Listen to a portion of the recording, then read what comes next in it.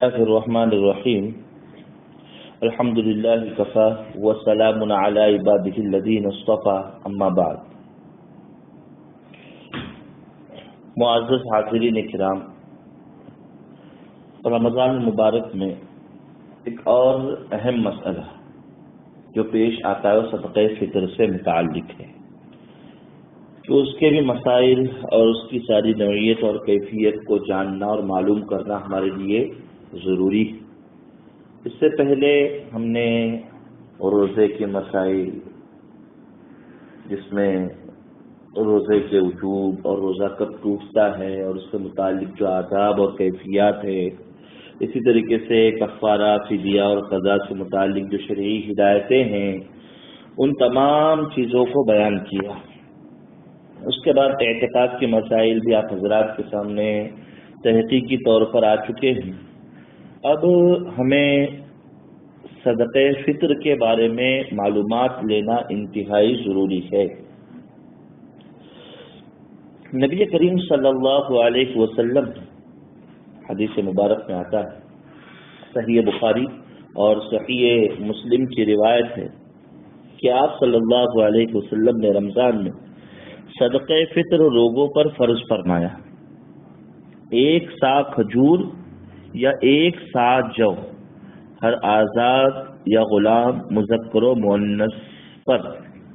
مسلمانوں میں سے یہ فرض ہے کہ اس کو ادا کیا جائے. 1 سا جو ہے موجودہ ہمارے یہاں کے اوزان کے اعتبار سے 1 سا اگر وزن دیکھا جائے تو تقریباً احتیاط کے درجے میں 2.5 کلو اناج، 2.5 کلو کہ 2.5 کلو اناج بطور صدقہ فطر دینا واجب ہے. ابو داؤد، ابن ماجہ، دارقطنی اور مستدرک حاکم کی روایت ہے کہ آپ صلی اللہ علیہ وسلم نے روزے دار کی لغو اور فضولیات سے پاکی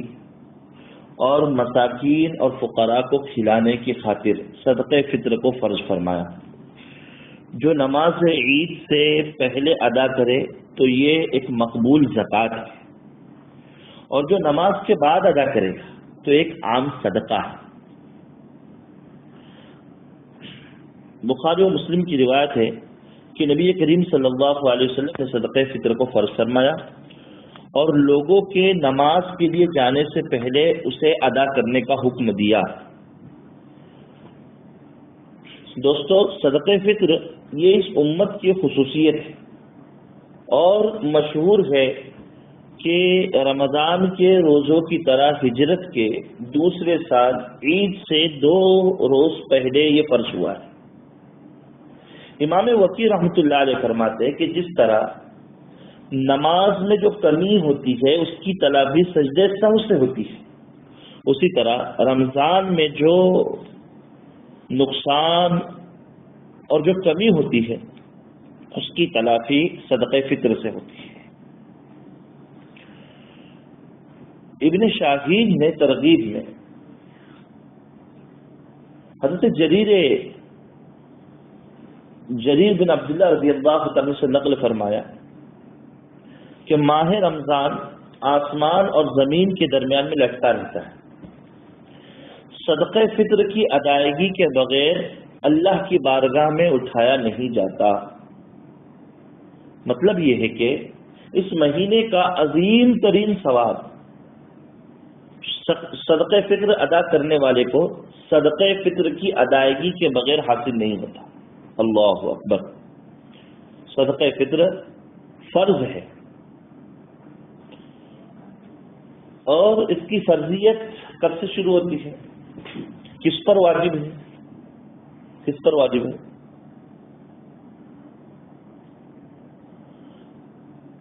ایک مسلمان جو رمضان کا آخری لمحہ اور شوال کا ابتدائی لمحہ پالے اس پر صدقہ فطر واجب ہے، چاہے وہ مرد ہو، عورت ہو، بالغ ہو، نابالغ ہو. جو بھی رمضان کا آخری حصہ اور شوال کا بالکل ابتدائی حصہ پالے تو اس کے لیے صدقہ فطر ادا کرنا ضروری ہے۔ صدقہ فطر ایک مسلمان کو اپنی طرف سے اور شرعاً جو لوگ اس کے زیر کفالت ہیں، جن کا خرچ اور جن کے اخراجات شریف نے اس کے ذمے میں لازم کیے، واجب کیے ہیں، جیسے ایک آدمی کے ذمے میں شادی شدہ ہے تو بیوی کا خرچہ، اس کے نابالغ بچوں کا خرچہ، اسی طریقے سے والدین کماتے نہیں تو ان کا خرچہ لازم ہوتا ہے، تو ان لوگوں کی طرف سے نکالنا اس کے لیے واجب ہے، ضروری ہے۔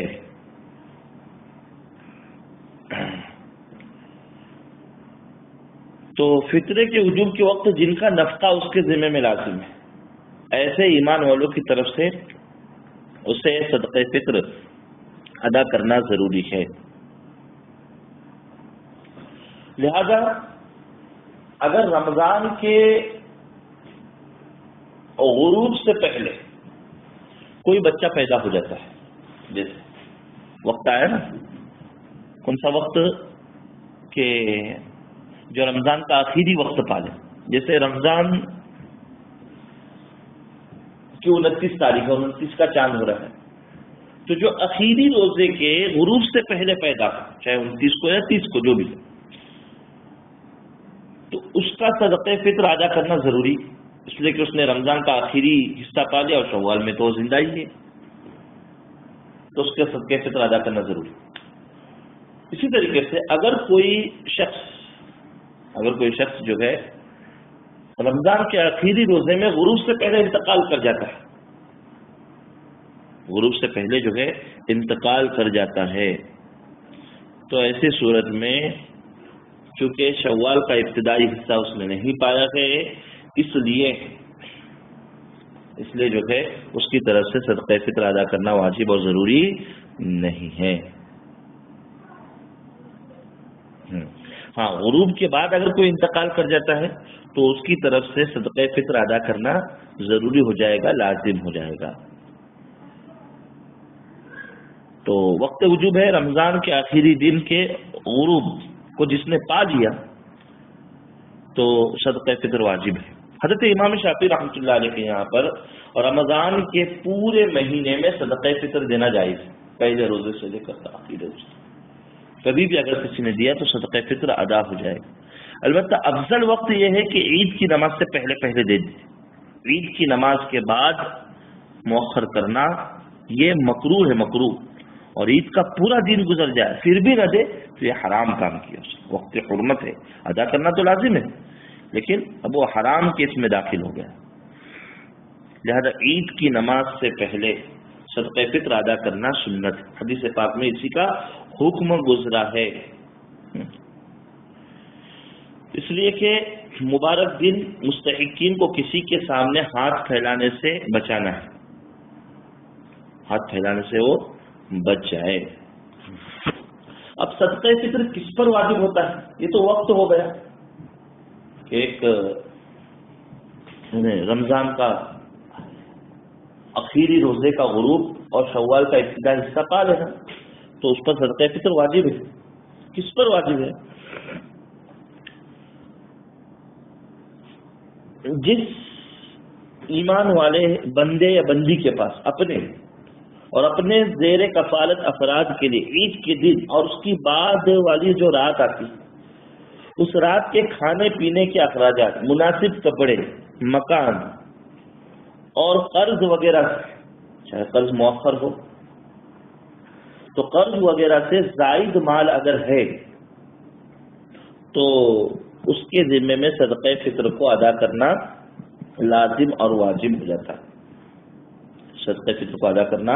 لازم اور واجب ہو جاتا ہے۔ اور شریعت مطہرہ نے اس میں اس بات کا خیال رکھا ہے کہ اگر فطرے کی یعنی ایک ہی فطرہ ادا کر سکتا ہے اور کچھ پورا بھی نہیں، ایک ساتھ پورا بھی نہیں، مثلا 2.5 کلو صدقہ فطر ہے اناج، تو اگر اس کے پاس صرف 1 ہی کلو اتنا زائد بچتا ہے تو اتنا بھی ادا کرنا اس کے لیے لازم ہوگا تاکہ بقدر امکان واجب کی ادائیگی ہو سکے۔ اور جو شخص صرف ایک ہی فطرہ دے سکتا ہے تو حدیث پاک میں اس بات کی وضاحت ہے کہ اپنی طرف سے نہ اپنے آپ کو مقدم رکھے. اس سے زائد دے سکتا ہے تو اپنی بیوی کی طرف سے دے, اس سے زائد دے سکتا ہے تو اپنے نابالغ بچوں کی طرف سے دے, اس سے زائد دے سکتا ہے تو اپنے باپ کی طرف سے دے, دادا کی طرف سے دے, اس سے زائد دے سکتا ہے تو اپنی والدہ اور دادی وغیرہ ان کی طرف سے دے دے, اور اس سے زائد کچھ دے سکتا ہے تو اپنی وہ بالغ اولاد جو اپاہج ہے,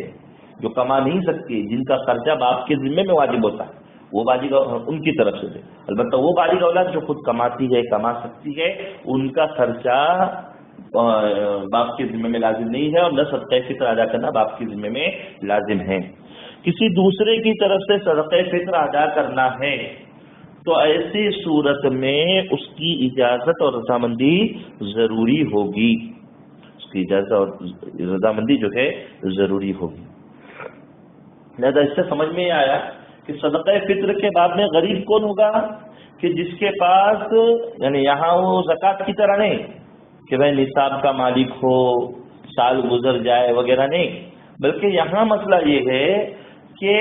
جس انسان کے پاس بھی, جس مرد مومن کے پاس بھی عید کے دن اور اس کی رات کے کھانے پینے اپنے اور اپنے گھر والوں کے, جن کا خرچ اس کے ذمہ میں لازم ہوتا ہے شرعاً, ان کے کھانے پینے